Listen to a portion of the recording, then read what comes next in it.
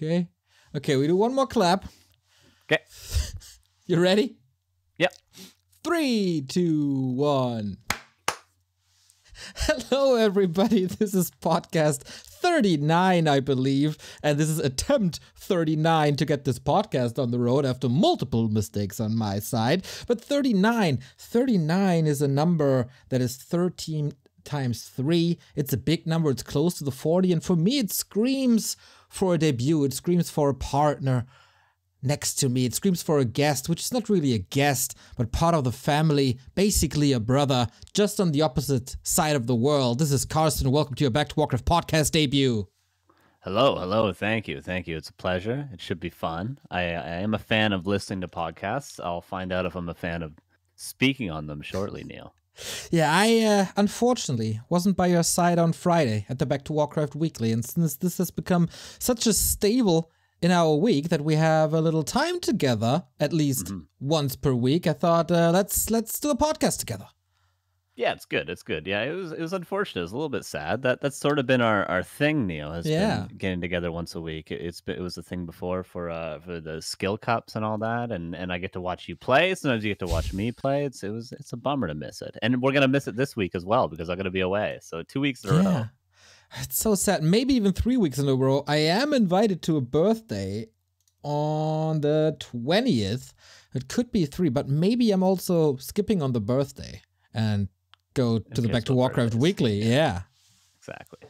I don't even celebrate birthdays. I don't even like when people say happy birthday to me. I prefer, it's like when you get a haircut. I know this especially, but like when you get a haircut, you just want people to ignore it and don't even mention that it ever happened. With birthdays, I'm like, don't even look at me on my birthday. Don't even bring it up. I don't want any of the attention whatsoever. So I just assume everyone else is like that too. Yeah, I would totally with you there because I think I have nothing to do with being on this world. It wasn't my being. It's my mother's and my father's work. I did literally nothing to be born. Yep. So why celebrate that? Yeah, like, the expectation that people are going to give you shit and, give me cake and all that. And it's my special day. Some people treat it like their special week. Like, I know too many people. My family's not that big, but there's so many birthdays. All the people I know online, all the people I know in real life, all the people I play music with. Like, if I have to celebrate all of their birthdays and they all want more than one day, like it's their special week, their birthday week, people call it now. Literally, I'm busy like 150 weeks out of the year. It just doesn't work. That's a little bit too excessive. My birthday is in July. Please just forget about it. Don't mention it. That would be nice. Also, I'm getting so old that a birthday is not a reason to celebrate anymore at all. It's just closer and closer to death. Accelerating as well. So let's just forget about that. But why are you not with me this week? Oh, I am going to Disneyland in California. Oh, it should be fun. I haven't been. I went twice when I was younger. The first time, my dad won a bunch of money at the casino, and he dragged my mom, they were divorced at the time. Well, they still are, but they were then already. And then my mom was just pissed the entire time. Like, she just didn't want to be there. So that was an interesting experience. And then we went a second time without my mom. When I was like in the 4th grade or something, which was a lot of fun. I have good memories of it, but I've heard that, like, it's your childhood memories. You tend to like think that if you repeat them as an adult, they're going to be as interesting or as enjoyable. So I'm ready to be disappointed with how much fun it is, but I am really, really excited. So who are you going with this time is the big question. I'm going with my sister and her kid. So it should be fun. Sweet. Who's four? It'll be his first time. So it'll be Uncle Carson. Yeah. Real family man. Mm-hmm. Okay, that is a good excuse. A very good excuse to miss the Back to Warcraft Weekly Cup. I will miss you, but I'm also very happy for you. I went to Disneyland in Shanghai with Lawlight and Soin and Focus, and that was one of the most magical days of my life. That's awesome. That's probably a banger Disneyland too. It's much better than Anaheim. Anaheim's kind of a shithole. Don't they have like 2 parks in Anaheim? Yeah, California Adventures as well. I don't know if we have passes for that as well. I think it's just the main park. But yeah, California Adventures is the one with all the big rides. But I like the more thematic stuff personally. Dude, in Shanghai, they had a Tron ride, and everywhere you go is just the soundtrack of Daft Punk is playing. It's amazing. Beautiful. Pretty dope. Pretty dope. It is. Pretty dope also, apparently, our little discussion in the past 2 podcasts about my idea of doing custom balance patches. The community takes away even more work off of Blizzard. I said August 1st is the deadline I give Blizzard to do something with this game. And if they don't react until August 1st, then we are taking over. And people seem kind of fond. I heard a little more criticism this week, though. So now I want to know, Carson, your thoughts on doing custom balance. I think we're going to disagree here, Neil. Maybe you'll be able to convince me, but personally, not a fan of it. I'm personally not a fan of. I do, of course, appreciate a custom ladder. I appreciate being able to play custom games with good pings, all the stuff that Warcraft 3 Champions provides. The stuff I've never been a fan of when it comes to either custom ladders or custom games or custom maps is I don't like the stuff like Zoom. I don't like custom hotkeys that you can't actually get integrated into the game. And I personally don't like custom patches or balances. And that's might just be a personal opinion of mine. But for some reason, as someone who both casts and plays this game, and when I do play this game, I try to be competitive, even though I kind of suck. I feel like there needs to be, for me to enjoy practicing and trying to improve and play competitively, there needs to be a layer of like authority where the game's balance and the changes to the game and what the constraints I'm forced to play in come from. And that authority can't necessarily be like community members or community figures. It has to come from like the game dev for me to actually sort of enjoy playing competitively, or else I just feel like I'm playing a mod in a way. Does that kind of make sense? It's a personal view. It's a kind of a personal bias, but does that kind of make sense for me? Yeah, it totally does. I can understand that. I can respect that. Is it the best for the game, though, if we just leave it in the state that it is? Probably not. I mean, I've said it on my... I've been playing a lot more. I took quite a few months off of playing, and then recently I think I played like 250 games in the past week and a half or something. So I've been grinding. And honestly, the meta kind of sucks to play. I'll be honest. It's not like boring. I guess it's pretty exciting from a spectator. It's a very like sort of aggro meta. A lot of keeper harassing. Farseer Headhunters is a super aggressive sort of play style. A lot of expansion stuff like that, which tends to be a lot of trade and aggro games. But to play, it just kind of everything just feels so toxic and abusive that I would like to see a shift in the meta. And yeah, I just wish Blizzard was around to do it, because also I would also like to play on their ladder too, because there's probably so many people, or not probably, I know for a fact there's so many people still playing on Battle.net, because if you queue for 4v4, if you queue for FFA, you find instantly, at least on NA. There's so many people. So I would love, as good as Warcraft 3 Champions is, them to do their own ladder and them to do their own balance patches and everything to be combined. And then again, there'd be that authority of if I'm a grandmaster on the Battle.net ladder, I'm a true grandmaster, if you know what I mean. So I'd love that to happen. But if it doesn't happen, yeah, it might be necessary. We'll see. They got some time. It's 2 months and 3 weeks. Blizzard, I hope you wake up. Our birthday is coming up soon. So that is the one birthday I actually care about, the Warcraft 3 birthday. So should you, Blizzard, if you're listening, get ready with whatever you have. One person that already came up with will come up with suggestions is Remo, because he told me this weekend. We were in Berlin for the ESLM Meisterschaft final. We will talk about that in a bit, but he told me in like half a sentence, like, yeah, I sent my balance suggestions to Blizzard. Like, what did you do? A, show me. B, make content out of that. So Remo will release his balance feedback ideas. Then I will react to his balance feedback ideas. Then you will react to the balance feedback ideas. Then I will react to the reaction of your balance feedback ideas. It's a content loop that we're getting into soon. Very good, very good. Yeah, as a standard. Now, do you have this is obviously sort of probably the first step to how you do those balance patches.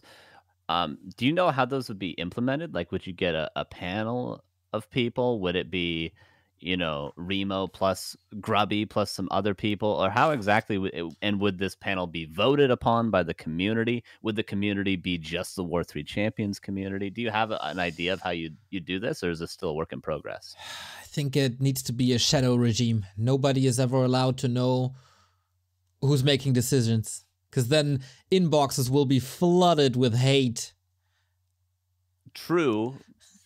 So, but then in a way, see, I told you I was going to disagree with a few things here, but in a way, then you're sort of self-appointed, and then we're sort of, everyone on War 3 Champions is sort of forced to play on the self-appointed balance team's balance patch, if that sort of makes sense. Yep. Is there a way to get? Obviously, I understand avoiding the people that are doing the changes once they're appointed, avoiding them getting all the hate threads and hate comments and hate messages. But how do we get to that first point of like, yes, we want this? You know what I mean? That's a good question. I don't know. I still got time to figure this out. There would probably be an anonymous email address where people can send feedback to. Of course, War 3 Champions must be involved in a way. The map making community must be involved in a way because they are the ones to implement this. Maybe I really shouldn't be the person to be in the limelight for this because I'm way too bad of a player to decide on any of this. But I could take the hate and the blame. I could be like the president of the shadow regime to protect my ministers. But right, yeah, you'll be the Matt Morris. Well, I guess Matt Morris is to blame for a lot, and I would just delegate, I think. So I would be the Pete Stillwell, I guess. Right. Yeah, it's very much it's a very difficult problem. Because it's also like, well, there's just, no matter what, there's going to be so much hate. There's always going to be people. There's people that hate on Blizzard's balance changes. There's always going to be people that are going to hate on these balance changes. Yep. There's going to be people that like constantly complain. And like, for me, you say like, oh, you know, I'm not a good enough player to make these balance changes. For me, like, I consider almost everyone bad. Like, I consider even a lot of top pros to be not that good a player. Like, they make tons of mistakes. They get by on mechanics. They might not even have that good of an understanding of the game. Like, a lot of people are just like super aggressive and it works for them, or they just outmicro their opponents and it works for them. But if you compare their strategies to that of like top pros, when I mean top, I mean like Moon, Lin, Happy, Infi, players like that, you know, they're not actually that strategically sound. So like, to trust even, you know, tier 2, tier 3 pros with these decisions, like, I don't know. I don't even know if they have the right opinions, because a lot of these guys, they complain about balance all the time as well, biasly. Yeah, that's a lot of bias for sure, and a lot of memeing, and it will be very hard to separate the memeing from the real feedback. So yeah, this will be quite challenging. But for you, what would you change? I'm putting you on the spot here. What's the Carson balance patch? Well, like I said, I've been playing a lot recently, so my opinions currently, when I'm in the heat of playing this game way too much, are different from me when I'm maybe just casting or observing or watching a lot of replays. One thing I've been thinking about is maybe a change, being an orc player, to some Night Elf stuff. One would be, I think, a Tree of Life. I think one shouldn't be affected by Nature's Blessing unless it's upgraded to Tree of Ages. Or Tree of Eternity. So tier 2, tier 3 should only get the movement speed, maybe, and probably the armor as well, that Nature's Blessing provides if it's upgraded, and it should move slower by default, because I think it's so toxic that as a Night Elf, you're able to literally build your Tree of Life behind a blocked base behind a blocked wall in your base, and then walk it to the expansion. That's one which would be a big change that I've been thinking about recently. What else? Headhunters are probably too strong right now. Obviously, I can admit that. There's been a lot of abuse of this sounds like Twitch chat complaining, but like, there's been a lot of watching like Happy Games just power creep into level 3 DK and then harassing with like DK Lich. So, I mean, that seems pretty strong right now, but I don't know if you can change. I'm always against changing like fundamental parts of races. So the speed scroll change I didn't like.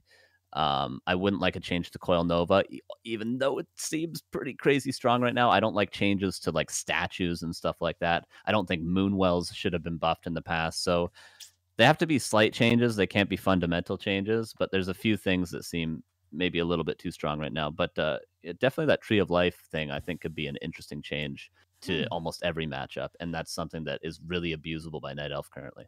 That's something I haven't heard from anyone. And if I'm not mistaken, you're also the inventor of the 11 supply Great Hall. So maybe that's Hitman was. Who? Hitman. Who's that? Ooh, Victor Lin, my good friend. I don't never heard of him. Is he playing any tournaments? 4v4 tournaments. Never see him. 4v4 tournaments. Oh, is he actually attending these, or is he just signing up and then quitting? I don't know actually. just joking, of course. He has a great mind for the game, I think, mostly. Oh, and it was partially Remo as well. I got to give credit where credit's due, because I sometimes do this thing where like someone will say something and I'll like be like, "Oh, I'll remember that," and then I'll like say it later on and then forget who said it, and then it'll like partially feel like I take credit for it. But yeah, it was Remo that said, or it was Hitman that said, like, wouldn't it be cool if you were able to scout? And then it was Remo that made the suggestion for the Great Hall itself. I think I said like Burrows should give an extra supply, which obviously would be too strong. I think it was Remo that did the Great Hall, and Hitman that said they need the extra supply for the Peon. I think was how the lineage worked. But I combined the ideas, of course. That does sound like a good thinking process with a lot of refinement. I like that. You mentioned this DK Lichores, which I think is pretty brutal as well, and I wonder if just changes to the mana potion would do something, either give less mana or cost more, because that's a big part of Happy's effectiveness at least. And this also could nerf Stomp and Clap a little bit. We've all seen overwhelming TCs, overwhelming Mountain Kings, which I think is also a little too strong at times. I still think mana potions are too strong in a way, both the big and the small one. Yeah, I think I could agree with that. They're obviously very necessary for Orc as well as human, pretty much human against Orc, I would say. They're really used. Night Elf is really the only race that doesn't buy a ton of them unless you're playing like Panda Second, which is becoming more and more rare. Obviously, if you're playing Keeper DH or even DH Naga, something like that, Keeper Alchemist, you're never really going to buy them. But yeah, I just don't know. I don't know what the solution is to this really, really strong power spike when your Lich comes out, if you manage to get level 3, because at the moment we're just seeing every race just desperately trying to stop the DK from getting level 3, and then if not, they're just sort of dying. Again, I don't know if you can change fundamental parts of a race as strong as they seem at times.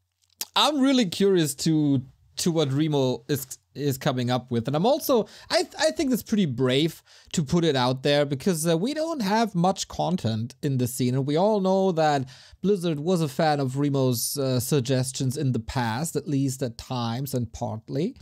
So he's putting himself out there. I think that's very, very brave, very good for the scene. We've had, like, since he came out with that tweet, there's been a lot of discussion on certain Discords, so it's definitely going to be controversial. His inbox will be flooding over. I know for a fact that a certain German caster who was with us in Berlin was already not so happy with what he read.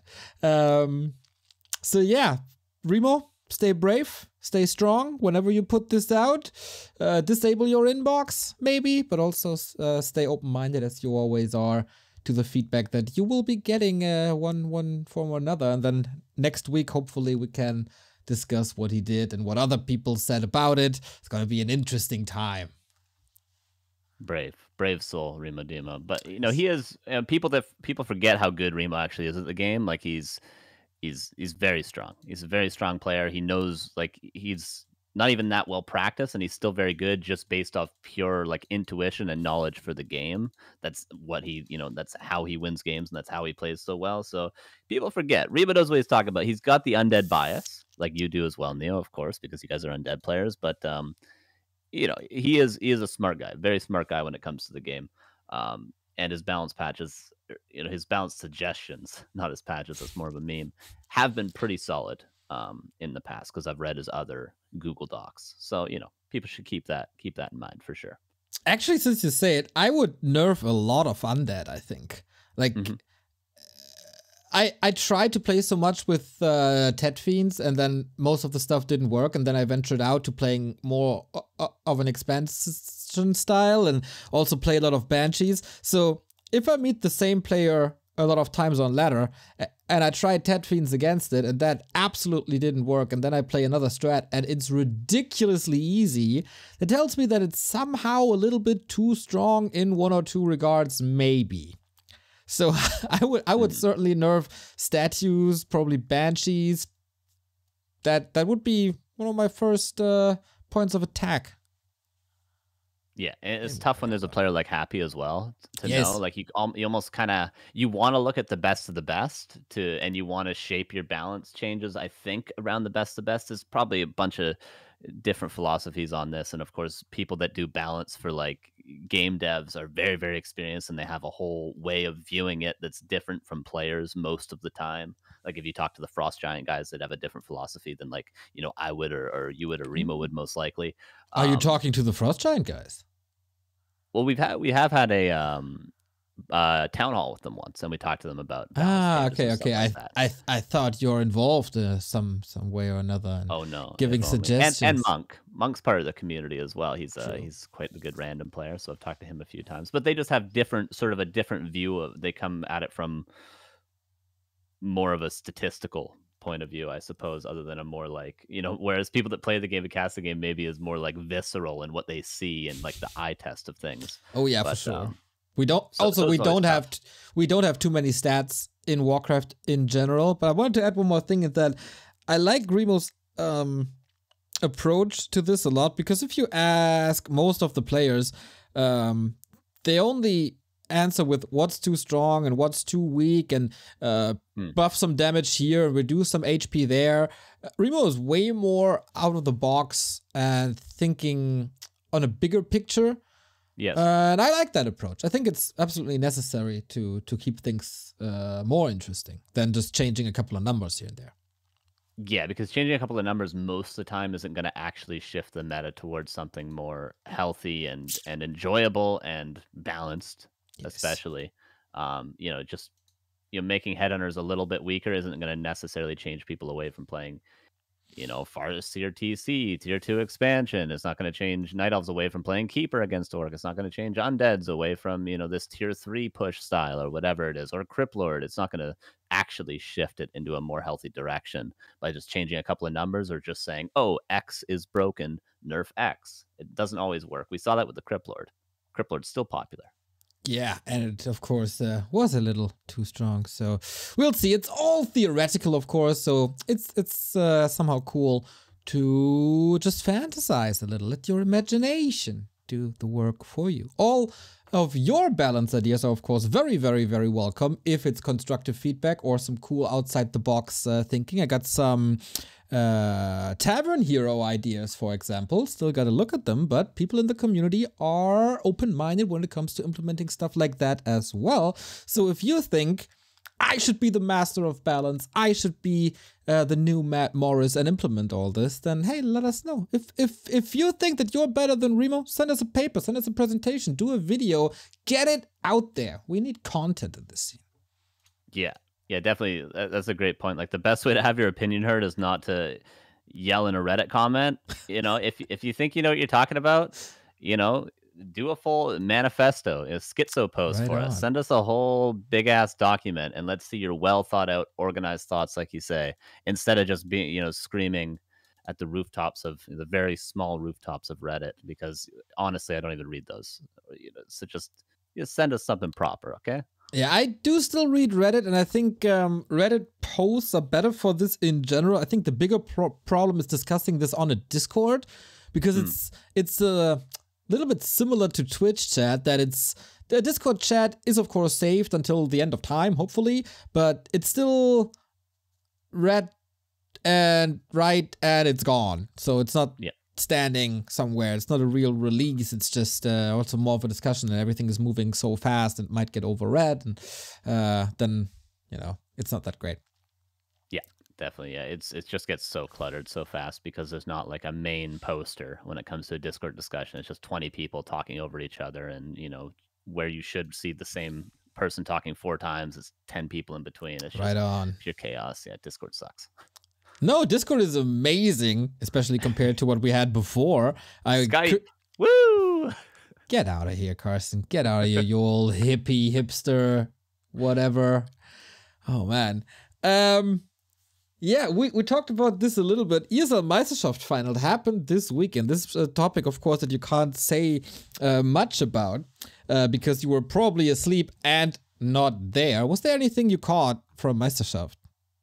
Was there anything I caught the beginning, and by beginning I mean literally the 4 of you sitting down talking about the games, and then when you and I think Remo went to cast, and then Slash and the host were talking. That's all I caught. Didn't see any of the games. Yeah, you didn't miss much in terms of games. It was 3 series, all best of 5, 2 semifinals, 1 grand final. All ended in a 3-0. It was Xlord defeating Francis and Van defeating Todd 3-0. And then in the grand final, Xlord defeats Van 3-0. So woo, 5-time champion, congrats and all. From a game perspective, not the best finals ever. Kind of unfortunate. Francis was able to take some maps off of Xlord before in like group stage and the past quarterfinal last year, but he has no answer to the ghoul play of Undead as seemingly so many orcs at the moment.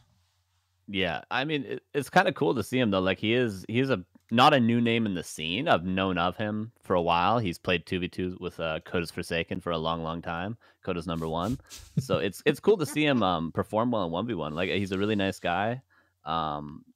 And he seems to be quite good. I haven't seen a ton of his games. I did see him beat TH a couple days ago on stream. Just ladder games, obviously, not the biggest of deals, but he's a solid player. So it's nice to see these more 4v4, 2v2 players break into 1v1. And he's not like he's up against bad players. Like everyone here in the playoffs is super strong. So yeah, I hope they change a little bit. They will be getting a new project manager for next season, and that project manager is amazing. I worked with him already 12 years back at ESL Radio and Readmore.de and another German outlet called Fragster.de. So super cool to have a project manager who carries Warcraft 3 very dear to his heart and who knows what he's talking about. He might be a little out of the loop, but he will remember the old German championship days and the old ESL days. So that will be very, very helpful. So today I started a little roundtable feedback group to make Meisterschaft better. And we thought, or I think it seems like a consensus that the 2 group stage with 6 player each is kind of outdated and it's kind of boring, and we want to make one big group, and then playoffs should be double elim with 6 players, because otherwise in the semifinal whoever faces Xlord is not going to go into the grand final, and then the winner of semifinal 2 is basically automatically the vice champion. With double elim, that would be all more exciting. Yeah, because even just looking at the Wikipedia right now as a spectator, someone that has no hat in the game for this tournament, like it's confusing. It's confusing to look at. I don't know what the hell I'm looking at. Like it just looks like a jumbled mess of it, like just a shitload of games that happened pre-playoffs. And then obviously the playoffs just seem short and underwhelming. So yeah, I think a format change is definitely warranted. Yeah, I feel like it's 12 weeks of group stage and then 8 hours, exactly 8 hours or something of playoffs. That feels a little imbalanced, and there's certainly different areas of skill, and by putting all the players in one big group, I think we would narrow the gaps between the skill. For example, nobody would really dominate the group because there's 2 super strong players, and there's also a more even playing field between the ranks 3 to 8, I guess, and would be more fun for everybody. I hope they go with it. That would be a nice future for Meisterschaft. There's, of course, as there always is, a little bit of drama with Meisterschaft. Oh, hell yeah. I had no idea. So I'll just sit back, story time. Let's go. Okay. Love it. Whenever you have a question or I don't explain something not properly enough, please chime in, give some feedback on it. Because, yeah, right. several things happened, as always. So, everybody who's watching Meisterschaft, it is a pretty important league because it's the last league supported by ESL. And it's 8,000 euros prize money, so that's quite a lot. And puts the game on the map and makes it somewhat still relevant in certain circles. Anyway, we found out in the last winner interview that we did with Van, that was the group stage still, or the playoffs even, that the finals are supposed to be offline. They always were for the casters and our host, but they never were for the players because of COVID and stuff. They were always held online. So that was quite a big surprise that finals are supposed to be with 4 players offline. So we had our semifinals, the 4 players. It was Xlord, Francis, Todd, and Van, of course. So we were all getting excited and looking forward to meeting the guys. I knew for quite a while that Todd wouldn't be coming. So I asked the other guys, like, hey, do we want to go for dinner on Friday? Have a cheeky beer here and there, grab some schnitzel, like whatever you do in somewhat close to Berlin. And everything was figured out. I saved some seats at a restaurant that we knew from there, and everybody was excited to meet each other until 2 days to the final. That was, I think, Thursday. Yeah, on Saturday was the final. On Thursday, I got messages that apparently the other 3 players, Van, Xlord, and Francis, were never informed that Todd would be playing from home. And then they said, hey, why is he allowed to play from home? And we have to go to Berlin. That's kind of unfair. We have to travel. That's 1 day of practice. We have to postpone real life stuff. Maybe have to get time off of work for this, which is all fair. Fair criticism. A big discussion was held. I would kind of want to defend Todd here from what I know from some leaks. Weeks before the finals, he was asked if he's vaccinated, because that would be required to play offline. So he answered that and said, yeah, but I would much prefer to play online, because in typical Todd fashion, I'll just lose my game because I'm playing it undead, and then I travel 2 days to play 1 hour of a series and I lose anyway. And of course I'm a streamer, I lose out on revenue, and traveling with the COVID cases being so high is also not the greatest, I think. So that was, as I said, a number of weeks prior to the event. So apparently the organization took this as Todd will under no circumstances come to the offline final, and just never asked him again. He didn't even know that the finals were in Berlin until he heard that in an interview. And he asked the orgs again, like, hey guys, offline finals? What the hell? And yeah, so that was a lot of drama. Of course, as these guys are, nobody was willing to back off of his position. Nobody wanted to give in. Nobody wanted to move away from their standpoint. So in the end, since there was no other option, Francis was the only one who was still willing to travel.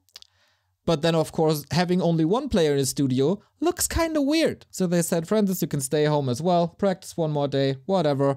Everybody will play online. Nice. Wow. Interesting. Well, I mean, first thing I'll say, like, I only have really ever spoken to, obviously I've spoken to Todd a ton. Of the other 3, I've really only ever spoken to Xlord. I don't think Juan and me have ever talked to Francis. I've only ever typed to a little bit. But for Todd, I'll say he's always very communicative. Super. Like, he'll be messaging, you know, because I've done show matches with him in the past and stuff, you know, Dust League and all that. And he's always messaging you whenever he has a question, whenever he has something that he needs to do or a concern, he'll always message. And if you don't respond right away, he'll message again and again and again, and he'll make sure he gets through. So obviously he did that with the admins and told them. And whether or not, like, if they wanted the top 4 to be on LAN, like, they had to put their foot down one way or the other, I feel like. Because, yeah, you can't have, unless there's something that happens, like somebody gets COVID on their way to the LAN, or, you know, they test positive there and then they have to play. Like, this has happened for Valorant events and Counter-Strike events and stuff where they have to play from their hotel rooms or whatever, but they already did the travel. Everything that is a disadvantage to be offline, other than the ping, has already been inflicted on the players because of the travel and the lost practice time and the lack of sleep, changing schedules, not in this case, but in other cases. But to be like, I don't know how long, I forget how long, you know, a week before or whatever it would have been, that Todd said, and then for them to not know, like, the admins sort of have to put their foot down and say either you have to travel or you can't play, or like, okay, nobody has to travel from the get-go. I feel like that's really on the admins. They can't be wishy-washy with stuff like this because yeah, it is a disadvantage, and also you're forcing players that think they were going to play on LAN to play on, you know, in a lot of cases higher paying, whereas in this case it wouldn't actually be, because it probably would have still been on War3 Champions, but probably on the down low. Yeah, it wasn't. It's just a little bit weird. Yeah. It was on War3 Champions, which led to a little bit of a disadvantage for Francis because he's from Austria and the server is in the middle of Germany, so automatically he has a longer distance there. Yeah. So from my perspective, League Ops are to blame for not letting Todd know that offline finals are happening and that it would be really, really great if he comes along, even if it's just one day. Then Van and Xlord are to blame for not biting the bitter apple. I don't know if that's an English saying. It's a German one. For not, just do it for the sake of the league and for the sake of the scene. Because Van was the one telling it and leaking it in an interview. Everybody thought players would be there. And then they are the ones leading the charge to have it all online. That was quite disappointing. And yeah, is there anybody else to blame? Todd, of course, partly for not saying, okay, I didn't know that, I'm coming. But I can also understand all sides to the story. The admins probably don't have the legal right to force everyone to play offline because it's mostly not in the rules. I can understand, Todd, that from his perspective, it's really not worth it to travel 2 days and not streaming for 3 days. It is a lot of revenue that you're missing out on to just play one series if you're not that interested in, hanging out and going to bars, etc. And then on the other side, I can also understand the sports players that it would have been a little unfair if one player is playing from home and the other's not. So everybody is to blame, but I also understand everyone. And the poor guy is Francis, who missed out on meeting us and on his first offline experience. Yeah. I just feel like if Todd was put in a situation where they said, look, if you don't want to travel, that's cool, but you don't get prize pool and you get disqualified, he probably would have done it. Because obviously you said they can't force him to play offline, which is true, but they can say, all right, it's in the clause that you have to do this or whatever. If that was what they wanted to get everyone offline. And then obviously the other three would have traveled. The admins probably could have done that. And Todd, knowing Todd, probably would have been like, all right, I don't want to, but I'm on a team, I think he has something in his contract where he might get something for Meisterschaft with no limit. So it's like it's important to him. It's important to him, and it's his ever-growing legacy in Warcraft. And for the other guys, like, I feel like the whole reason why the players do this sometimes, where they say the reason they don't want to do something, they don't want to play in this certain host, they don't want to play a certain tournament, they don't want to travel for offline, whatever. They say it's for competitive integrity, right? They say like, oh, he has an advantage because we don't get to practice 1 day extra or something. When really a lot of the case, it's just kind of bullshit, really. Yep. Like, no, he gets 1 extra day. Like, they're saying this, but it's just a facade. Really, they just don't want to do it because I don't know how they are with Todd right now. Maybe they're cool again, but it's just, oh, why do I have to do this? Todd doesn't have to do this. It's really just a lot of the time, it's like petty shit fronted with, you don't know, you're not a pro player. I'm the pro player. I know that 1 day of practice is really going to affect me. How can you say that it won't affect me a ton? This is unfair competitively. If they were to just say, like, look, I don't want to have to travel 2 days. I don't have to take time off work if he doesn't have to. Like, that's bullshit. If they were to just say that, it would be fine. But a lot of the time, people will load it with, wow, this is really going to affect my performance in the grand finals of this tournament. They always load it with shit like that, which I don't agree with that sort of facade of it. If they just say, why I want to stream too, fuck you, then I would be totally fine with it. Yeah, well, the others don't have a big stream, so I think that doesn't go as a reason. You know, Xlord reached out to me as well, and I'm like, dude, I kind of get you, but you're the last person to complain about anything after how you have sabotaged a lot of tournaments in the past.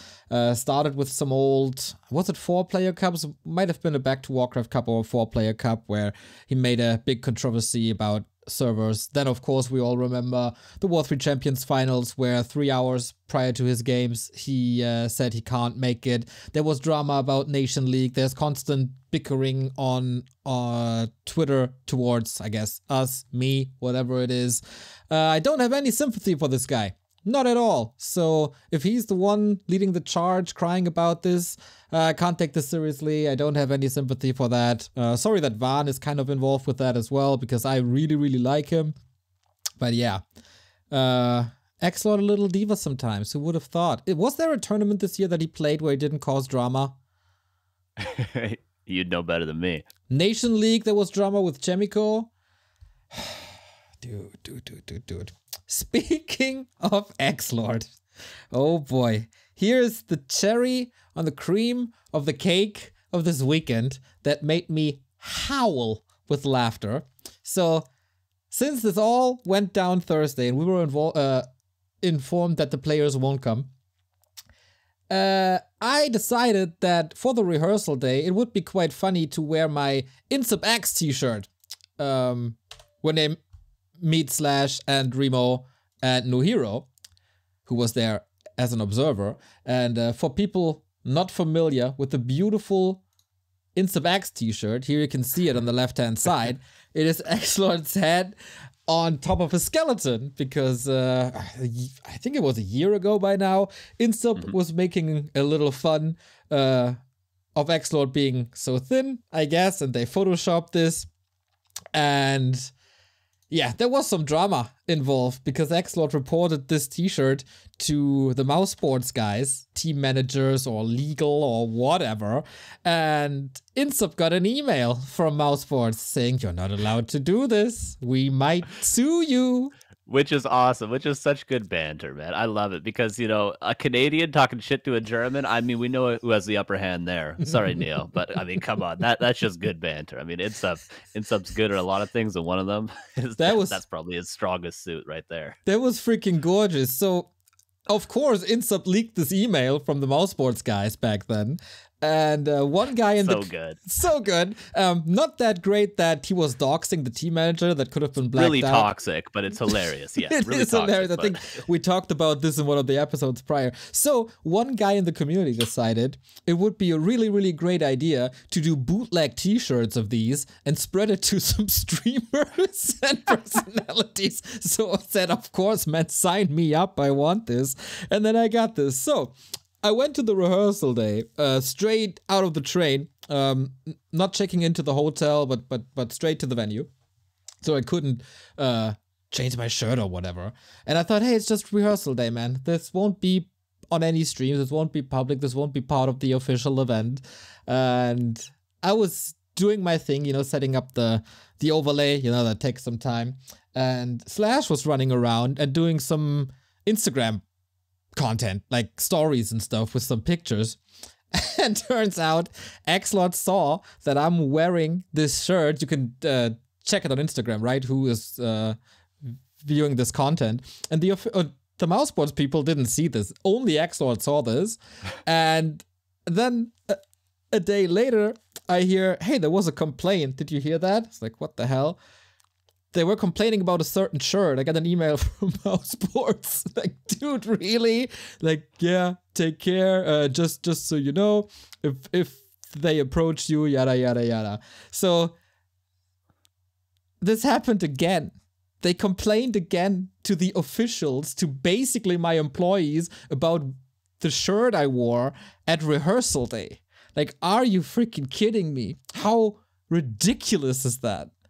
And again, this is just like with the whole, competitive integrity, I don't want to travel. When really it's, you're using my intellectual property. My team is going to get mad at you. Is really it's just a front for, I don't like Insup. This is something Insup made. I don't like him. I want to hurt Insup somehow. Whether it be people don't wear his shirt, people don't laugh at his joke anymore. It's all just a front, which is, if it were to just be like, hey, fuck you, Insup, I don't give a shit, I'm going to get my team to fuck you over, and everyone that wears your shirt, that'd be fine. But it's all like, oh, you can't use my face. It's my intellectual property. That's my only issue with it. Yeah, because obviously Insup kind of is in the wrong, as hilarious as it is. True. But then to me, like, sending it to my employee, basically, or to the project manager or whatever we do, is basically the same shit he did with Todd when he was tagging DreamHack and No Limit Gaming, I think, on Twitter. Just getting, like, putting a position or a job in jeopardy for wearing a shirt. Yeah. Like, come on, dude. Grow a pair. Get over it. I'm curious, maybe I have to talk to a lawyer or something. What if I do like a comic style version of X-Lord that kind of resembles him, but not too closely, and print it on shirts? Is that legal? Can I wear that? Can I spread that? Can I sell it? I'm not sure. I think it would depend on how close it is. Probably. Yeah. But I don't know. Or how you'd brand it. There's probably something where, like, if you brand it as, hey, this isn't really X-Lord, but it kind of is. I think there might be some law against that. I'm not sure though. Not sure. You gotta talk to Floss. Yeah, for sure. So hey, Mouse Sports, I hear that you have some decent clothes. Let me check this out on your homepage. What do you got there? I've been a fan of your clan for probably 15 years or something, so this is a little bit disappointing. So you guys are sponsored by Puma. If you want to decide what I wear on rehearsal days, just send me stuff. You got my address from when we collaborated together, when we announced your Warcraft team. Remember that 2 years ago when we did you that favor? That was nice. So if you want to decide what I wear on basically days off, feel free. Send me stuff. Gladly wearing it. Easy. All right. Yeah. That was Meisterschaft. Fun. When you get this group of guys, it's always drama. It's always good stuff. You get Todd with any undead player in Europe, and it's always good times. Shit! You missed that. Oh my god! We have to talk about one more thing, even if it already takes way too much time, where you have almost no input in. Someone decided it's a very, very good idea to do loser interviews. Oh, fuck off. And I thought, guys, that's brave. If Todd loses this could be something a little bit outside the norm, a little bit rough around the edges, just so you know. Yeah, we do it. Okay, they did it. And oh boy, there was some talk about Human being very weak on the broadcast. There was talks about, like Todd said, he considers one-on-one as dead to him because Human is unplayable. And he pretty much knew that there was no chance, that there was no chance on every single map, when we all were kind of the opinion that he had a lead in every single game and Van turned it around every time. And there would have been maybe one or two better solutions to the way Todd played it. But of course, it was also very emotional and in the heat of the moment. So yeah, he was basically, he was, I think, not doing the league a favor with that loser interview. But also, I did not appreciate doing losers interview at all. Like, who's doing losers interviews? Yeah, no one should. That's just, I mean, if you put it like in the rules or something, then players have to do it, but you can't control what the players say. And if you're going to do a losers interview, you're going to get the real shit because they're going to be tilted. Like Todd, obviously, I didn't see the interview, but it sounds like he didn't say anything wrong at all. He literally said he just lost. he was tilted, as everyone is after a loss. It's just no. He of, said how he's not tilted. He never tilts. He said. Oh, okay. Well, in a different sort of tilted than, let's say, emotional.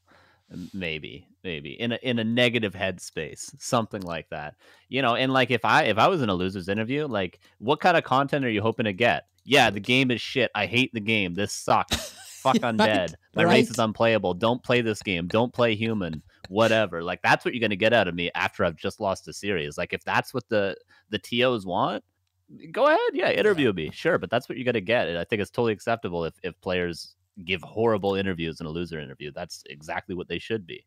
I think it was a very entertaining interview. It just didn't do the league any favor because it put the game in a bad light. Yeah, exactly. All right. Well. Looking forward to next season. Qualifiers are very, very soon. I will be playing. Remo will be playing.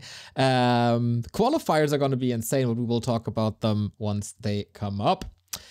Oh boy. So now we switch this around, or do we want to take a little break, or do you want to continue? We have a lot on the list. I'm chilling, man. I'm good to go. Okay. So now we switch roles. Now you tell me about the stuff I missed, where I have nothing to say, because for the first time you casted on your own the Chinese show matches.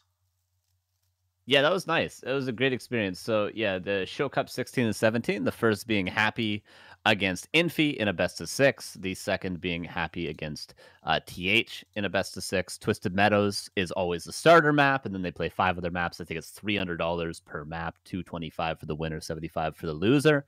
Really entertaining. 4 a.m. at my time, so it's another, just like War 3 Champions, super early morning for me. But it was nice because I don't think I've ever casted Infi or TH. I remember I did WCA like a year and a half ago, covering for you and Remo once, and then might have done Infi then, but it was nice to be able to cast them.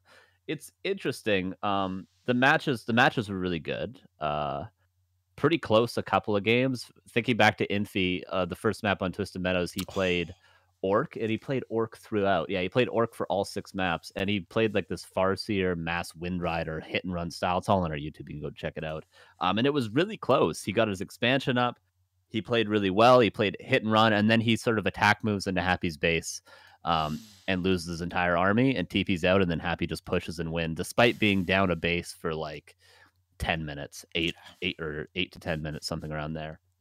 And then the series continues. The rest of the maps are pretty one-sided until Turtle Rock, which is the 4th game of the series. And this seems to be Happy's kind of kryptonite, at least against Orc. It was in the past in Gara Cups when he would play Focus all the time. He would always lose Turtle Rock against Orc. And this is no different. He lost Turtle Rock again to the Farseer, which is what Infi played throughout the series. And then Infi ended up losing the rest, so it ended up being 5-1. But it was entertaining. Like I think Infi played pretty well despite being a little bit inactive. Obviously, both him and TH are pretty inactive and playing off race. But I was pretty impressed overall. And I remember someone saying they were like translating Lynn's stream, who Lynn was commentating it as I was casting. I was reading it in the chat, and like there was a couple maps where someone said, "Oh, Lynn just said that Infi played this perfectly. He played better, but he's still losing. So maybe he just chose sort of the incorrect strategy, or Happy had a right read or something." Did you see any of those games at all? We saw the first one, and we were all super mega hyped for this, and we were really, really glad that our rehearsal got postponed by half an hour so we could see the entirety of Twisted. I think adding a bad rider or two, as Infi did, is the right way, and they did great damage for what they cost. So I think this is the way to play it. But he horribly overcommitted, and this was very Infi atypical to do such a big strategic mistake. Yeah, because that's normally he's not that much. I mean, all these top players have insanely good mechanics and good micro, but he's never like known for that. He's always known for his positioning, his tactical plays. He secured the expansion, which TH tried to do the same strat. His got canceled like immediately, so it already shows that Infi has a leg up tactically there. But yeah, I don't. It was also kind of cool that Happy just sort of straight up went Gargs without scouting the 2 Beast. He went Gargs just right away. He just knew what he was going to do, which is So kind of cool to see. Yeah. Is there anything Orc players can take away from this, even though the execution wasn't perfect? From like everybody respects Infi's way of thinking and approaching matchups. So is there any takeaways for the meta? Yeah, well, I mean, he started off with Mass Wind Riders, which a lot of people consider to just be, even though he lost he was up against Happy though. A lot of people consider Wind Riders to just not work. It's always been a strategy that Orc players have thought, if I'm against a player who's not like a tier 1 top undead, I can go fast tech Mass Wind Riders and make it work. I've done that strat in the past, but I actually stopped doing it because I always view it from like, if this isn't viable against Moon or Happy or Lim, then I'm not going to do it. I'm only going to practice the best strategies that will always work. I mean, Wind Riders were one of those strats that I just sort of scrapped, but I guess Infi showed us that, at least in his view, this is viable and we can try it, and we can try this, super hit and run heavy style. We don't have to play Mass Headhunters every game. We don't have to play, Blade Master every game. So he showed that at least there's some more viable strats. Also, the tier 2 expansion, even though Lin has done it a lot in the past, is something Orc players haven't done a ton of. Most of the time they go Tiny Great Hall, fast tier 3, Tiny Great Hall Expo, then try to hold that. But he showed that you can tactically secure an expansion just through maneuvering on the map, similar to what Orc does against Human. You just position in the middle of the map and just wait for the Human to creep and then creep jack them and just don't allow them to cancel your expansion. He showed that you can also do styles like that, not just against Human, but against Undead, which is cool. Not that it hasn't been done before, but that it's cool to see those two things. And he also showed that, he thinks that Orc is the best against Undead, which is going to vindicate a lot of Undeads because they all hate playing against Orc. Oh, yeah. This is going to be an interesting dynamic, what the currently top Orcs, like a So and like a Focus, like Lin, will do with that information now. Was there anything spectacular about the TH play? Because that was way more races involved, right? Yeah, he played Orc on, so it always started on Twisted Meadows. These show cups always do. He played Orc the first map. Echo Isles was map 2. He played Human there, which is Human actually. He played Orc twice. Human. Orc 3 times, yes. Human twice, Night Elf once. Yeah. And actually, the 2 times he played Human, that looked to be TH's best race, actually, still. Even though he's been playing a lot of random, he's been playing a lot of off race, and he played Orc most of all in the series.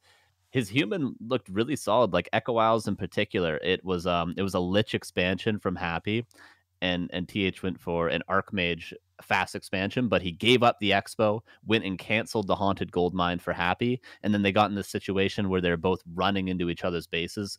TH trying to kill Acolytes, Happy trying to kill Peasants with Ghouls and Nova. And TH actually defended. He killed like 5 Ghouls, only losing 3 Peasants to like 5 Ghouls and Skeletons and a Lich with Nova. And so he traded perfectly, got a full tech advantage, and then he got like, this is hilarious. So there's 5 permanent item drops on Twisted Meadows on each side, right? So there's the Green Camp, Mercenary Camp, Murlocs, Expansion, and Turtles in the corner. Of those 5 drops, TH got 4 rings and a Ring of Regeneration. Those were his drops on his side. No way. Oh, how unfortunate is that? Yeah. So if he had gotten better items, I think in the transition late game into Inner Fire Rifles with a couple of Knights, if he had gotten better items, maybe he could have pulled it off, because Happy had like pretty all right items. He got good Lich items. I think he got a Pendant of Energy from his corner turtle. So he had really, really bad drops. 5 of the worst drops you could possibly get. So that his Human looked very impressive. His Orc, he did pretty similar things to Infi. 2 Beast. Tried to play hit and run, even played like Shockwave, I think, one game.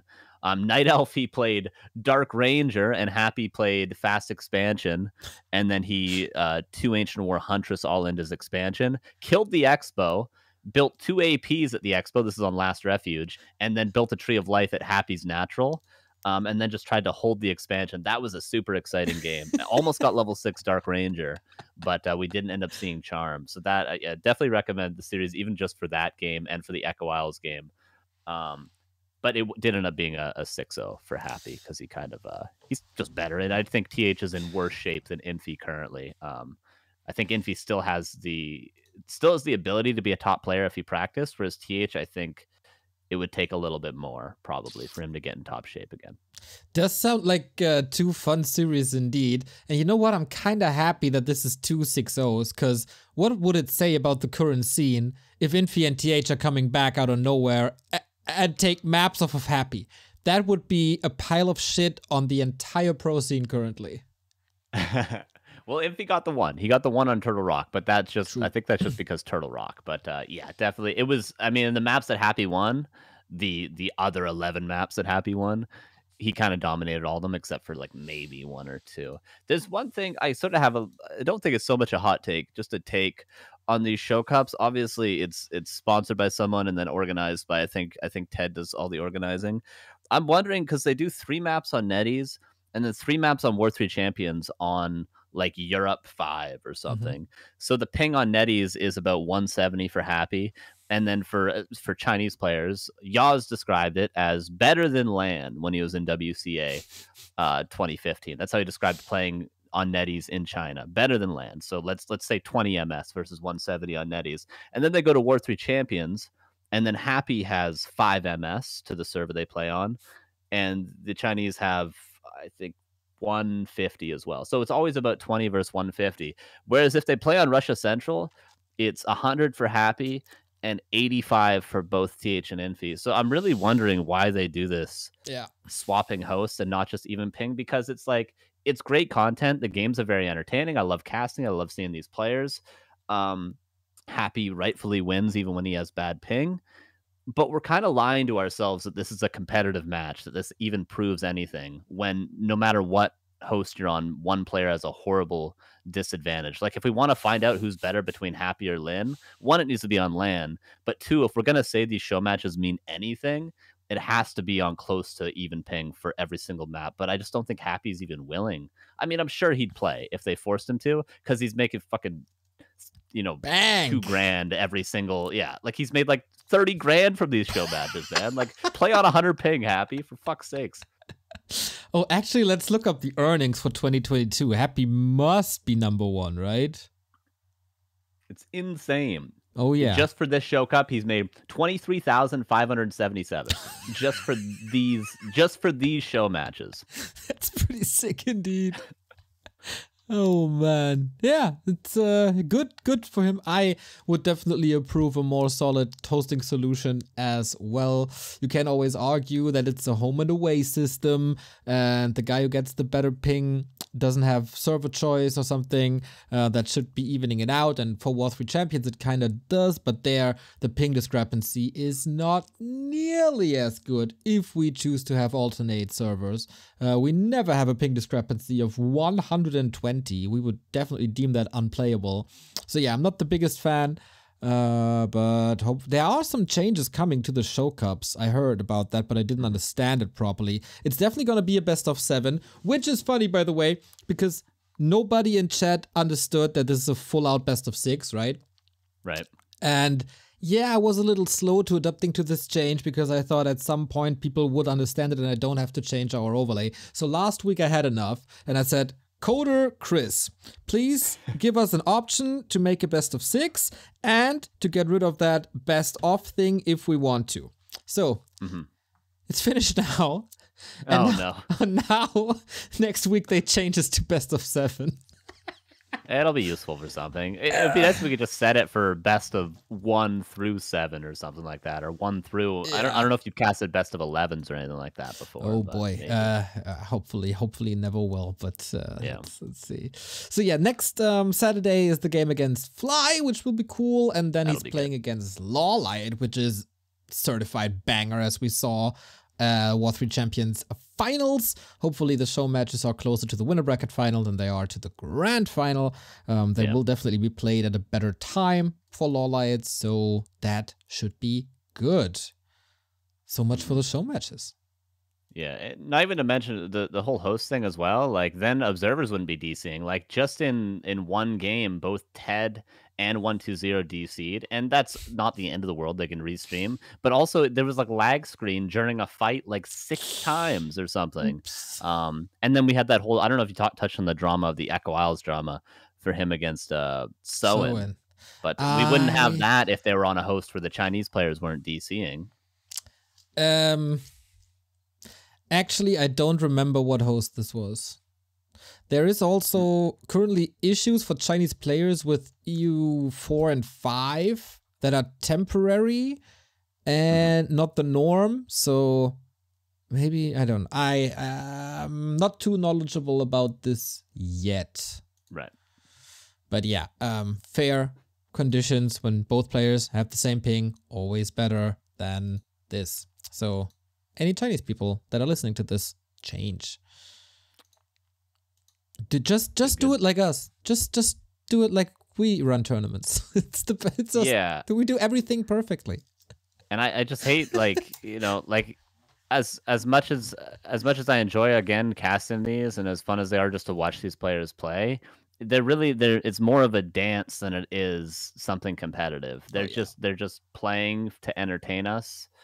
But really, like, we can't even count it as being an actual competitive match between these two because they're just on horrible conditions. It's just not cool. It's like you can barely hype it up as like this is a big deal because it's not. It's truly not. They're almost on 200 ping. They're spiking horribly. Like it has to be even. Or we could just say no. I just dance for me. I want the lie. I want to live the lie. One way or the other. As we are in the Chinese scene currently, this week also marks the start of the Doobie Pro Max Cup, which is sponsored by Infi, TH, and Fly, and it's a prize pool of $10,500. Currently, yes, invited players are Chemico, Lin, Happy, 120, Colorful, Moon, Lawlight, and 15 Sway. There will also be 8 players from the qualifier, and then every invited player will be paired with one of the players from the qualifier, and the 8 winners of these preliminaries will be competing in a best-of-7 round-robin format. So this is a lot of content and a lot of games coming to our home screens. I thought that was all great until round robin and best of 7.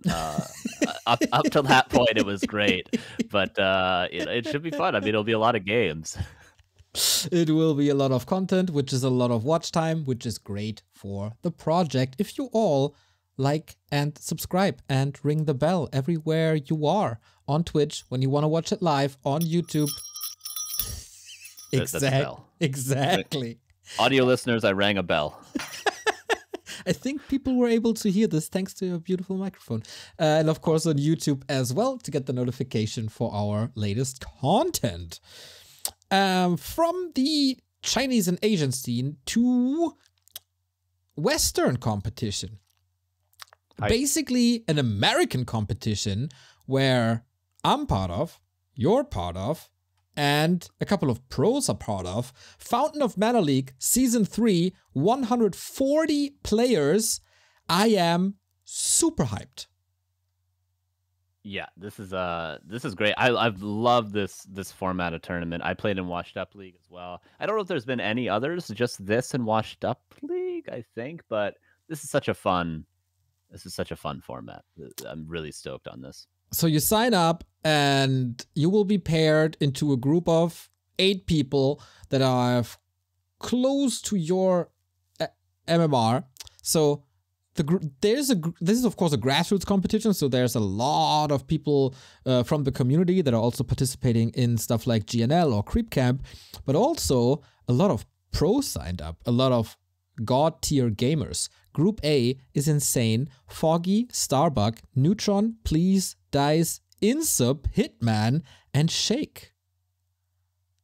Yeah, that's pretty nice. I'm surprised to see Foggy there because like a player like Starbuck, probably the second best player in that group.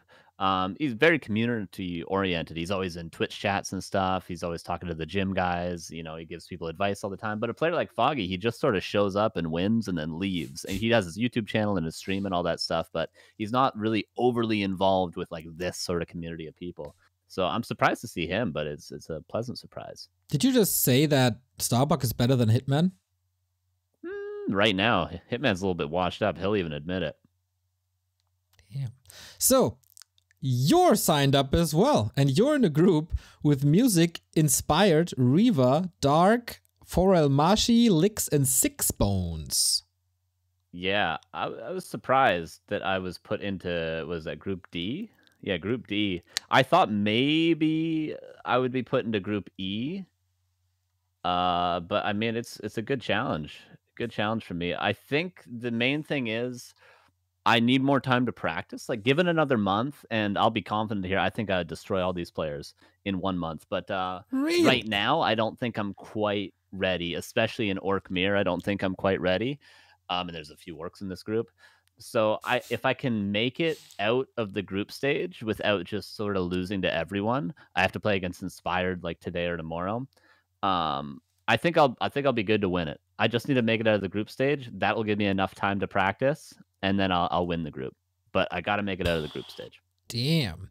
Okay, for my group, we have to scroll down a ton to Group N, where I'm paired with Nothing to Say, Pumpsifer, Hightor, Vampy. I got a rematch with Buzzkill and Mission, and Brick Boys there. So MMR-wise, I'm the weakest player of the group, probably also the least active player. So my goal is to steal maps here and there.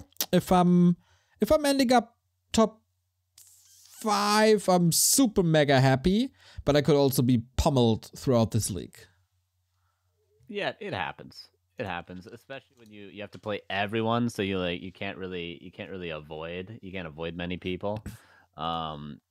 Like, I almost got put in a group with AKM, and I swear to God, AKM has my number, man. That Blood Mage Mass Tower style, like, he owns me. So I was a little bit relieved to not have to have AKM in my group. But yeah, you just can't, like, you know, if there's players that you struggle against or matchups you struggle in, this really exposes all of that. So I'm surprised, actually. I was just scrolling up a little bit.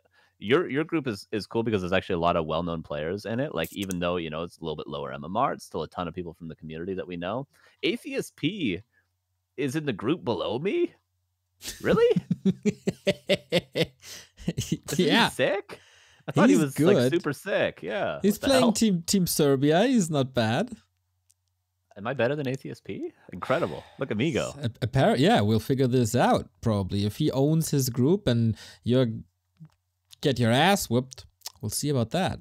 Maybe they underestimate. Probably will. I think he will, yeah. They might not know Atheist P. Maybe, because he's a little bit, I mean, if you're around like 8-9 years ago, you remember him, but he's maybe not a name that's too active in most of the popular tournaments currently. So who knows? Maybe they underestimate him.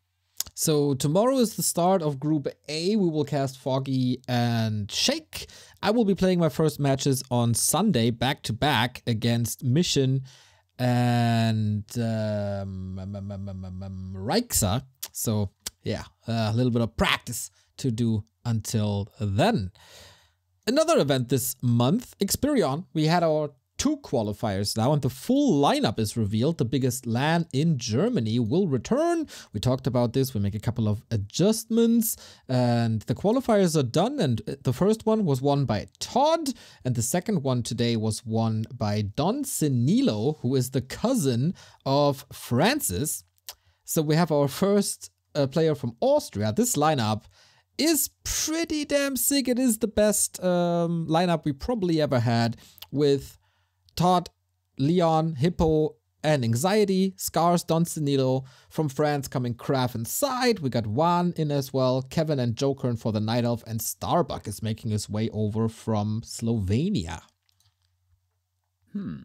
Yeah, that's pretty hype. A lot of strong players. I'm wondering, I'm looking at this, I'm like, who are the favorites? Obviously Starbuck probably the top seed there. I'm wondering, like, I always look at these things, I'm like, okay, who's going to be the top 4? How active is Krav right now? Krav and Side, I suppose. Dude, how active Krav defeated Chemico and Foggy in recent weeks.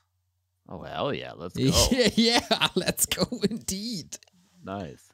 Because, yeah, Juan just played Meisterschaft. Todd just played Meisterschaft. We know who the favorites between Juan and Todd would be. And then Todd's going to have to face a whole lot more undeads. Hippo, maybe a little bit of a dark horse if he grinds it out. You've been hyping him up recently, but maybe we haven't seen the results from him. I mean, he had a 1-2 versus Dice where it's on our YouTube channel as well, where he could have actually won 2-1. He failed a Naga Tower Rush against a Warden on EI that crept the green camp first. So that was a little unfortunate, or else he would have beat Dice this week. So Hippo, one to look out for if he can grind up some practice. Exactly. Also have an eye out for Leon, who is grinding like a madman. Every day I see his stream. I think he's Grandmaster now, if I'm not mistaken. He's like 2100. He played Lin a bunch last night, actually, on Lin's stream. It's pretty sick. Like, he's playing almost 24/7. Oh yeah, that's right. Right under Starbuck, and between Starbuck and 15 Sway on ladders. So that is indeed something. Hopefully he can translate this. He's also a Giga Chad, by the way. Like, is that guy a model or something? He's a super Giga Chad. He's a model and an actor. Oh, that makes sense. Yeah. Major Giga Chad vibes. Go check out his stream. Leon Warcraft 3, I think it is, or WC3. Yeah. I was like, where the hell did this guy come from? He should be casting, not me. What the hell? He's a gorgeous man. What can we say? So yeah, that is of course happening in Cologne once again. If you want to come along, it's May 28 in the center of Cologne. That's a Saturday. We'll start around noon, and then just say hi.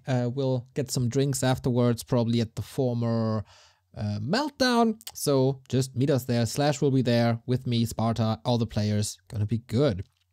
So we come to our questions coming from our Patreons, and the first one is coming from one of the most beautiful souls and smiles in all of Warcraft, from Grinchy. He says, in every culture, there's a time frame in which the majority refers to as the Golden Era. For example, many say the Golden Era of hip-hop was the 1990s. Which time frame was the Golden Era of Warcraft 3, and why? Any memorable moments of the War 3 Golden Era? You want me to go first? You want to go first? Because you're going to have a better memory of this. You've been around longer than me. Yeah, you're a late bloomer when it comes to this. I have a guess. My guess would be 2007, but I'm not sure because I wasn't around then. 2007. I would have to look up.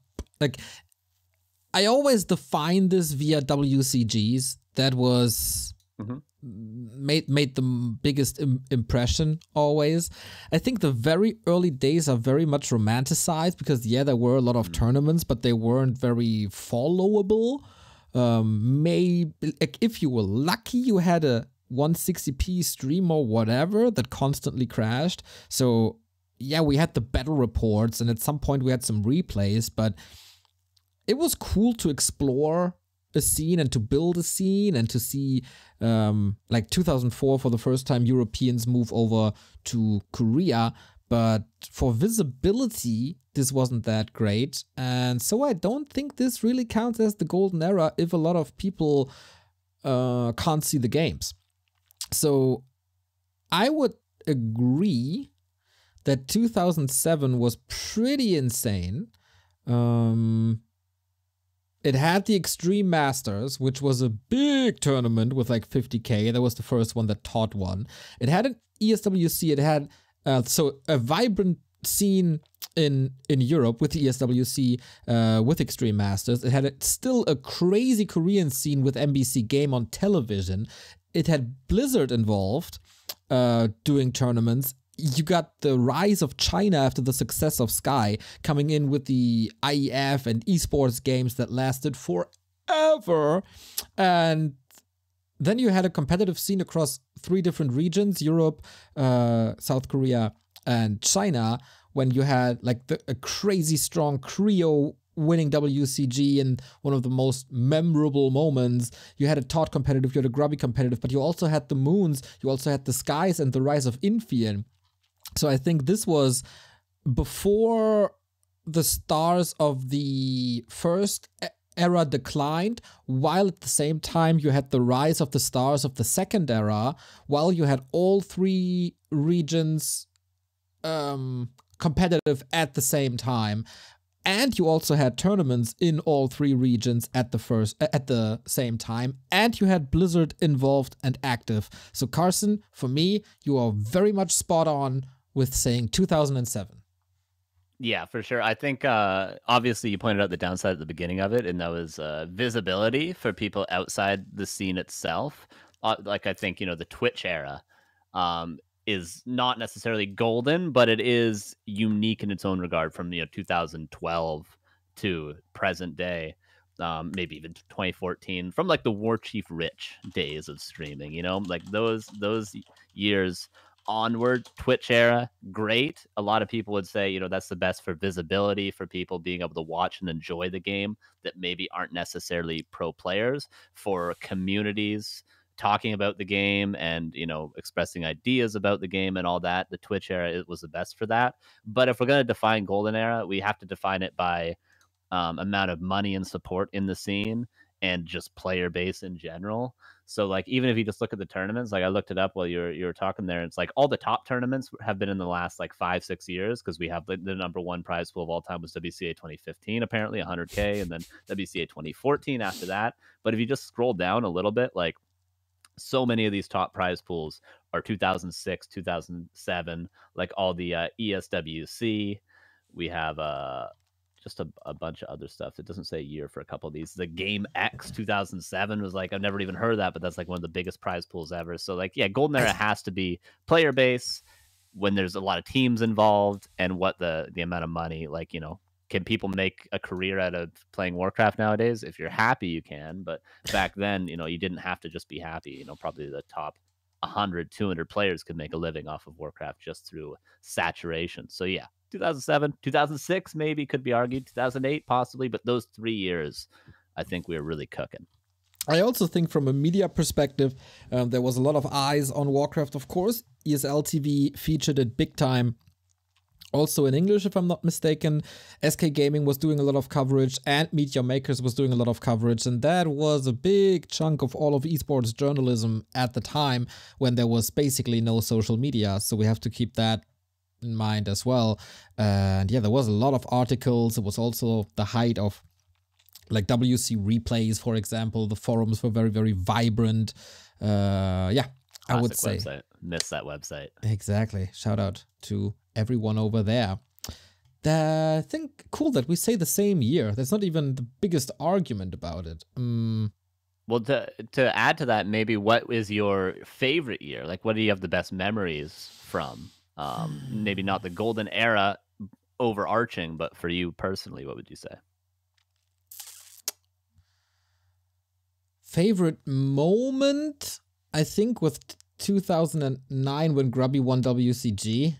That was just seeing a venue exploding because someone wins a Warcraft game was surreal. That the usually very calm and collected esports fans in Germany really went super crazy. But I also loved this grassroots style in 2004 and 2005 when we were still listening to all the casts via audio, and there I was only a listener, of course, but part of that community. And the casters were just wild and doing crazy stuff that I don't think would be allowed today. So that was, yeah, there were a lot of great personalities coming out of that time. So exploring the world of esports, building friendships to other people in the community, starting to admire some players because of how they played a video game. That was the first time for me, as this was the first esport for me. So I also do romanticize the early days of me joining this community. For sure, yeah. And also just the whole idea you mentioned, the first esport for you, but a lot of it was when esports was really becoming a thing as well, with like Brood War and Quake being bigger. Maybe it was a little bit past Quake. Maybe we were into the Counter-Strike days for FPS games. Oh, yeah. But still, like, past the days of, people just all, like you say, grassroots making their own tournaments to actual, oh my God, there's eyes, there's journalism, there's teams, there's jerseys, there's crowds. It's, you know, just that whole thing is like, it's a big deal. It's a big deal that we've gotten from, you know, lands in people's basements in 99 playing Quake to, you know, arenas full of people. And that was sort of the transition period right there. Yeah. Sometimes I feel like it got a little too corporate by now. In many esports, but that's why Warcraft 3 is so beautiful. There's not too much commercialized stuff happening.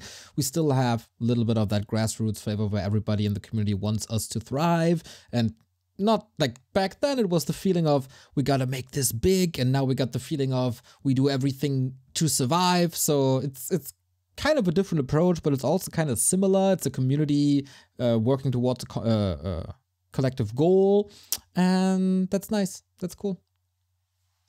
True.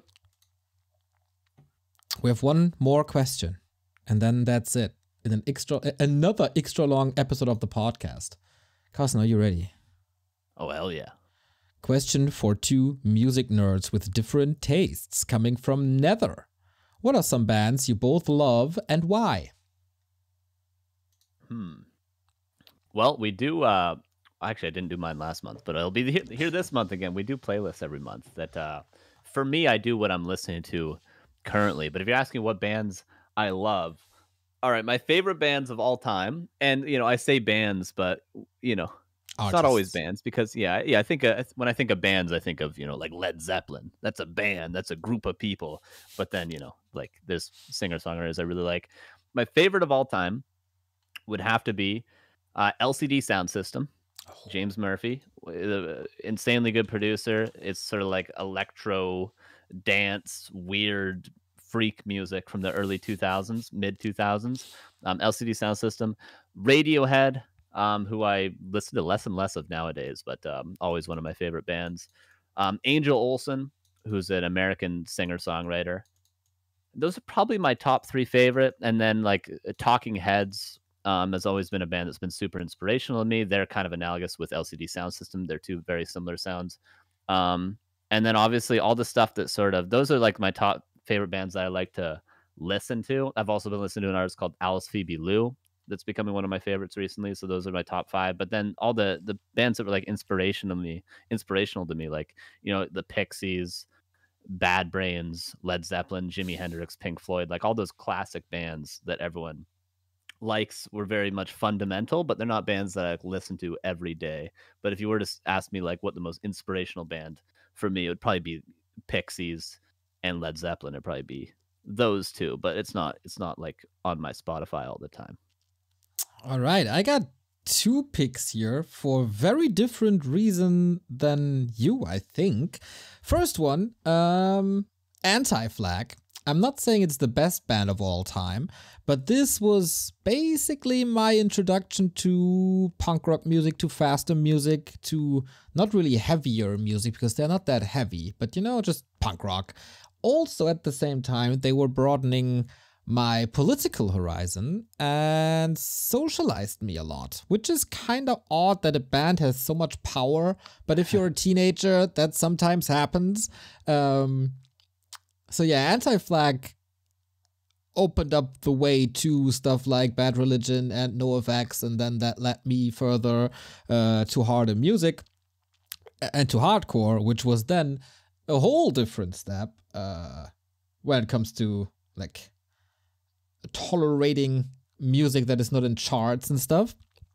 So I was pretty edgy and punky, and everything has to be fast and everything has to be heavy. And here comes the second band that I want to mention, and that is Coheed and Cambria, because Coheed and Cambria showed me that you don't have to be heavy to be really cool. You can also be just very, very, very good. And that tore the walls down of my music racism, I guess. I was so intolerant towards other styles of music. Coheed and Cambria tore down these walls, showed me that lighter music can be good, that there is a progressive side to music, that there's a more artistic side to music, and that slow songs can be good too. And that then led to my love for emo music, and that led to more love for indie music, and that led to just loving so many different styles of music. So Anti-Flag and Coheed and Cambria. Yeah, Coheed, there's I don't know if I mentioned this to you before. There's the greatest TF2 player of all time who still streams. His name's Banny, B4NNY. It's just an insanely good, like Moon times 3, but for TF2. Like has won every single tournament for like 10 years straight with his team. He's obsessed with Coheed. Like he's been to like their shows like 20 times. There was just a cruise, like a Coheed cruise or something that he was on. He's a full-time streamer. He didn't stream for a week just to go on that.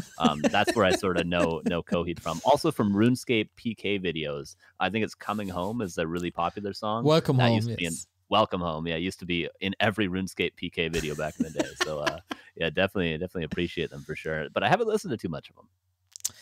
Don't listen to the newer stuff. It's garbage and horrible. Listening to the old stuff. That's wonderful. Carson, that was your 1 hour, 29-minute debut on the Back2Warcraft podcast. Can I invite you back sometime? Oh, absolutely. It's a lot of fun.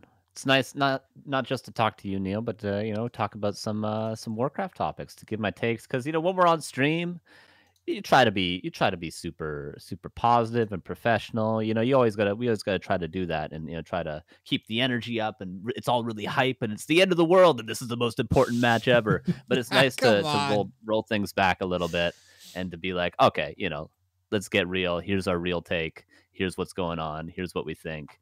So it's nice to be able to do that. It's nice to be able to do that with you every once in a while. Very much appreciate it, Neil.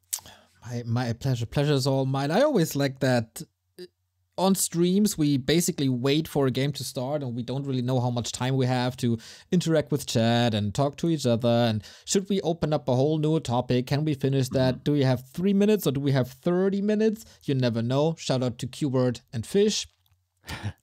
For that weekly cup disaster matchmaking. But yeah, this is a very good format for this, I think. Guys, if you like it, let us know. Click the thumbs up, comment, tell us. Was it a good podcast? Did you enjoy it? Did you enjoy our dynamic? Should we do it again with 2 people? Or do you like me more when I'm doing this alone? Or do you want to delete me and have Carson tell you all the news about Warcraft 3? It's all in your hands. No, it's not. You can't hurt our feelings. Say whatever you want. You can't, or at least can't hurt my feelings. Okay, go for it. Go for it. I don't even read the YouTube comments, but I will this time. Go for it. Say whatever you want. Dig in. This is the one chance, everybody, where Carson is listening and reading your comments. So give this man your feedback in the comments. Also, give us 5 stars on Apple Music and on Spotify and everywhere else. If you want to support us, we have a homepage up, back2warcraft.com/support. If you leave out the /support, there's where you find our schedule for upcoming casts, and on /support you get all the links you need to see for Patreon, for the Twitch subs, for the donations, crypto, merchandise, and to our beautiful partners, that is CORSAIR, that give us these beautiful headphones that we can just take everywhere because there's no wires and it works with Bluetooth and stuff. And of course, our new partner in Holy Energy that will release a new flavor this week. It's blueberry cocoa and it's very good. It's right on. It's juicy. It's fruity. It's time for spring and summer. So check out Holy Energy for both of these partners. There's a coupon code called Back2Warcraft for a 10% discount. For Holy Energy, there's also Back2Warcraft 5, where you get a €5 discount on your first purchase. And of course, no fees for shipping this to you. Also, if you're watching this on YouTube, there is a new join button that you can hit and support us that way, because you can support us now on YouTube monetarily. There's also super comments that you can enable here on YouTube. Check it out. Just maybe test it. If it even works. Who knows if this even works? So feel free, everybody. Thank you for your support. Thank you for listening. See you next week.